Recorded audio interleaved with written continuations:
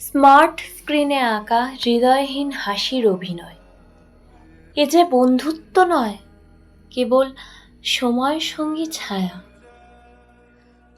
আমাদের জেনারেশনের বন্ধুত্বটা এমনই কিছুটা, যেটা আমরা কম বেশি সবাই উপলব্ধি করেছি।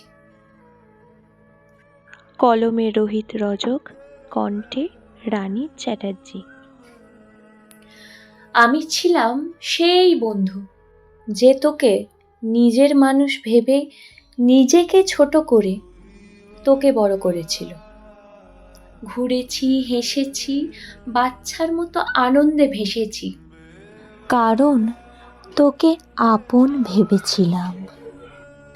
আসলে ছিলাম তোকে চুপচাপ ভালোবাসা দেওয়ার শক্তি। তুই পেয়ে গেলি নতুন মুখ, নতুন হাসি, আর আমাকে রেখে এলি ভাঙা পাশা। আনফলো, খোঁটা, ঠাট্টা সবই সয়ে নি, কারণ আমি ছিলাম নিঃস্বার্থ। চোখের জলকে ভাবলি নাটক, আমি ভাবলাম এটাই তো সত্যিকারের টান। তুই বললি ওই ছেলেটা, আর আমি চুপ করে থেকেছি, কারণ আমি চরিত্রে নয়, ভিতরে ভিতরে ভালো থাকি। তোকে বড় করেছিলাম মনের জোরে, তুই খাটো করলি অহংকারে। অন্যকে খিল্লি করতে টাকা লাগে না, কিন্তু অন্যকে সম্মান দিতে গেলে লাগে সুন্দর মন। আমি দুর্বল না, আমি গভীর। আমি পিছনে ফিরিনি, কারণ আমি জানি সময় সব দেখছে, ইউনিভার্স সব মনে রাখছে।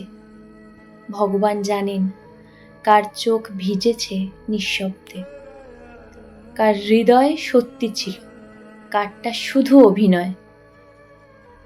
একদিন সময় ফিরিয়ে দেবে সব হিসেব। কে নিঃস্বার্থ ছিল, কে শুধু নিজেরটাই চেয়েছে।